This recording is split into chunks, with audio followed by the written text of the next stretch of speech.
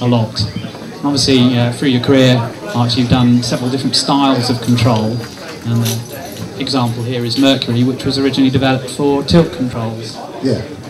Well, I did actually build a tilt sensor. It was about an inch long and sat in the back of the PSP machine. And there is video of that, and I believe Darren has actually played it, so yeah, evidence it exists. Unfortunately, Sony looked at it, and strangely the same technology turned up in the 6-axis controller, which is a bit frustrating, and then of course along comes the Wii. But yeah, I actually built the first one in 1999 to work on a Game Boy Advance. And in general, with a control method, does that come early in the development of a game, or does it come together later? Well, it depends on the game. I mean, with Mercury, it was very obviously an idea that involved tilting. So I did actually build the controller first, strange enough. But all the other games, no, we just try and make the best of the controller we've got. The Wii is particularly good at that. Back in the day of DropZone, I used to recommend using an original Atari joystick. The big black plastic one with the button on the corner, the red button. That was perfect for DropZone.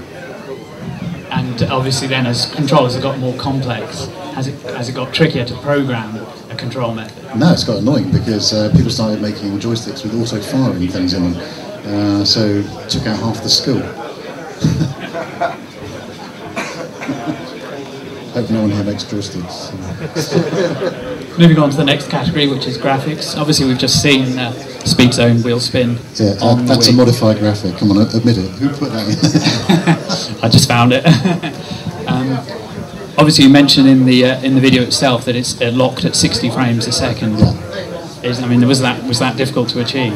No, I mean we had to optimise the graphics a lot to actually get it to run flat out at 60. But with a game this fast.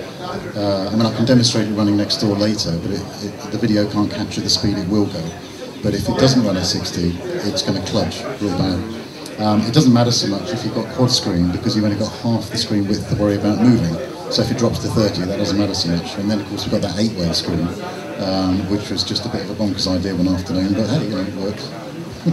And how does the Wii compare to the other current generation consoles in terms of graphical effects and so on that you can achieve?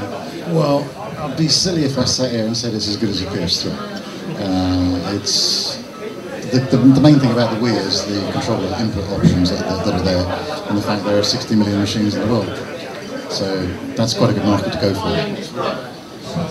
And in terms of graphical assets, obviously, back in the day, you were doing the graphics yourself, of very much a one-man show. But nowadays, how many people involved in the graphics on this, for example? Actually, the team's quite small. The guys that did this produced Mercury as well. There's more or less 5 artists on it only. But quite often I'll design the track, and then one artist will look after all the graphics, the textures and the lighting and everything else per track. Typically it takes about 6 weeks to do one whole track. So, although they'll kill me for saying that. It's important to journalists. But if it's a game about speed, for me it's more about the speed. But obviously a little bit stupid in vector, so we had to put some graphics in there. Actually, that could look quite stylish, sort of Tron-style version of it. Well, funny enough, we've had a lot of American fans of Speed Zone who live in Chicago and used to work for Williams Coiner, and they've emailed me saying, "Am I going to put a vector cow in there?" And the reason for that is one of the first driving games ever was Speed Freaks. No relation, and if anyone remembers that on the emulator, it had a cow standing on the side of the road. So yeah, we did actually seriously consider putting a cow on a mountain, but you run into problems with Nintendo, believe it or not. They don't have a sense of humour, so you can't buy anything about swearing or sex or drinking or anything like that. So cows are out as well. all the William pinballs have cows in them as well. They do, yeah. There's a whole story behind that. I don't know if you know it. Something to do with when they were making the pinball machines in Chicago. One afternoon, someone left a door to the warehouse open, which happened to be next to a field, and all the cows walked in during one lunchtime. The management went absolutely bonkers and sacked the guy who let them in. Were the cows more productive than the staff? I think, yeah, probably were, but the management were a bit anal about it, and the programmers thought, well, sod it, let's put some cows in there, we'll have pinballs from now on. Yeah, good on them. moving on to sound and music as important aspects of a game. Obviously, IK Plus here had the sampled grunts and groans as you played, which I think added a lot to it. Do you see sound and music as a very important part of the game? The sound of music as in the film, or the sound and music, sound effects and music. Oh yeah. I mean, with this, the timing of the music had to be spot on, and it was. And things like the guy getting kicked in the stomach was, the timing was precise. But I actually, a lot of these sounds came out of various films and Tom and Jerry cartoons and stuff, and quite a lot of them I did myself. I was running around the house smacking things with wooden spoons and stuff, and it was quite funny. So you sampled yourself into the game? Yeah. It was like Mercury. There's a sucker thing in Mercury. It's like a teleport thing. Goes, yeah, that's actually me going. You suck. Yeah, I suck. Yeah, serious. And again, referring back to Speed Zone, how was the music produced for that? It was done by a guy called Pete Connolly, who's up in Newcastle, and he's the guy that did the music for Tomb Raider. And spot on bloke. I mean, he's produced all this sort of, I don't know what you call it, sort of techno, everything else, but that's exactly what I wanted him to do. And all that stuff's original, and it's great, and it's available on CD in the foyer.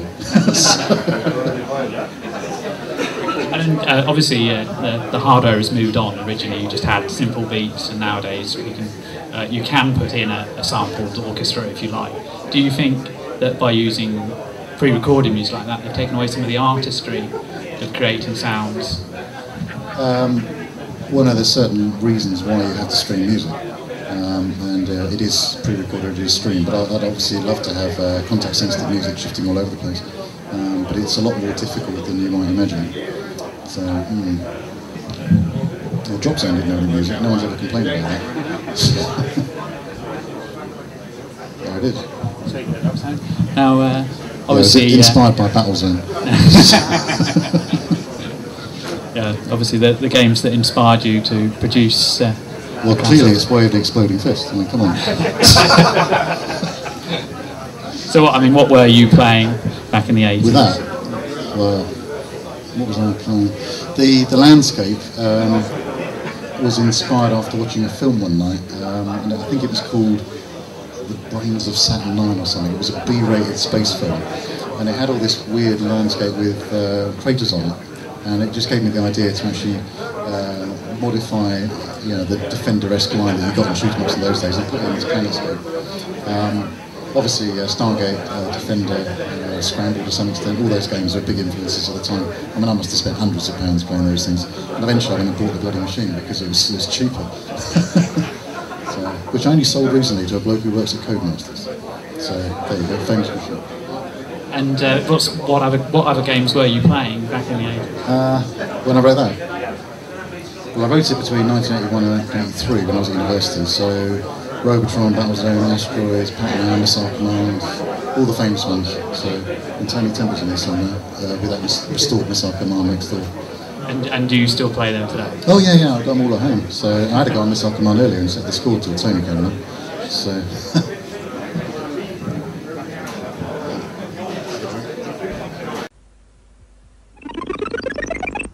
Have you heard about this really different software magazine called Input? It's a weekly course that, program by program, will help you get the most from your computer. And it's designed specially for many of the leading computers. Input's clear instructions will show you how to use a simple 4-next loop to create clever routines. And week by week will improve your programming skills so you can use your computer both practically and imaginatively. Oh, very clever. Input. Learn to program for fun and the future.